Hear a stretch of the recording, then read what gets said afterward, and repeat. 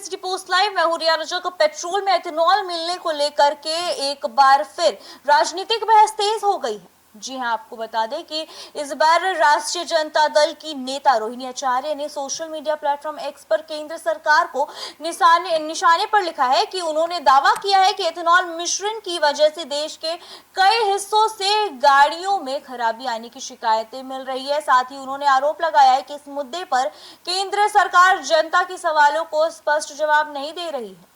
जी, हालांकि केंद्र सरकार पहले से कहती रही है कि एथेनॉल मिश्रण की नीति देश की ऊर्जा जरूरतों, किसानों की आय बढ़ाने और प्रदूषण कम करने के उद्देश्य से लागू की गई है।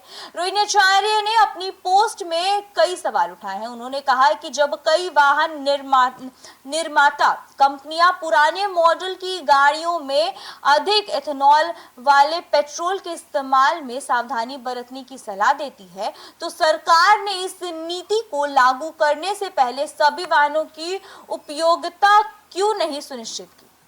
जी हां, उन्होंने यह भी पूछा कि क्या सरकार ने आम लोगों को पहले से पूरी जानकारी दी थी। क्या इस नीति के संभावित असर पर खुल करके चर्चा की गई थी। सबसे पहले समझते हैं कि ये इथेनॉल क्या होता है। इथेनॉल एक तरह का अल्कोहल है और जिसे गन्ने, मक्का और दूसरे कृषि उत्पादों से तैयार किया जाता है। सरकार पेट्रोल में इथेनॉल मिलाकर के ईंधन तैयार करती है और इसका मुख्य उद्देश्य विदेशों से कच्चे तेल का आयात कम करना और किसानों को उनकी फसल का बेहतर दाम दिलाना और प्रदूषण को कम करना है। और इसी योजना के तहत देश में धीरे धीरे इथेनॉल मिश्रण पेट्रोल की मात्रा बढ़ाई गई है।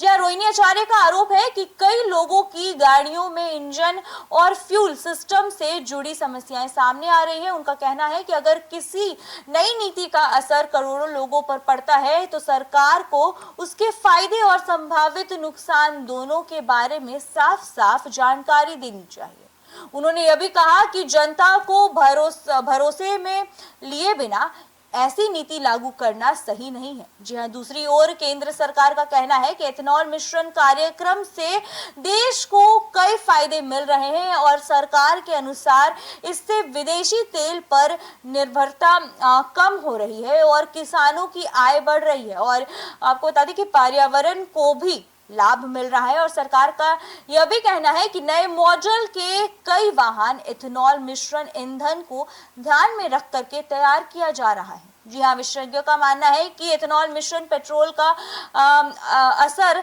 हर वाहन पर अलग होता है और एक जैसा नहीं होता है। नए वाहन आमतौर पर अधिक इथेनॉल मिश्रण के हिसाब से बनाए जाते हैं और जबकि पुराने वाहनों के लिए निर्माता कंपनी की सलाह का पालन करना जरूरी होता है। इसलिए वाहन मालिकों को अपनी गाड़ी की कंपनी द्वारा जारी दिया गया जो निर्देश है उस पर ध्यान देना चाहिए, उसे अच्छे से पढ़ना चाहिए। और फिलहाल इथेनॉल मिश्रण पेट्रोल को लेकर के राजनीतिक बयानबाजी तो जारी है और एक तरफ रोहिणी आचार्य और आरजेडी सरकार से जवाब मांग रहे हैं तो दूसरी तरफ केंद्र सरकार इस नीति को देश के विकास और ऊर्जा सुरक्षा के लिए जरूरी बता रही है। आने वाले समय में इस मुद्दे पर सरकार की ओर से दिए जाने वाले जवाब और आगे की नीति पर सभी की नजर रहेगी। तो फिलहाल इस खबर में इतने बने रहिए हमारे साथ, देखते रहिए सिटी पोस्ट लाइव। तब तक के लिए धन्यवाद।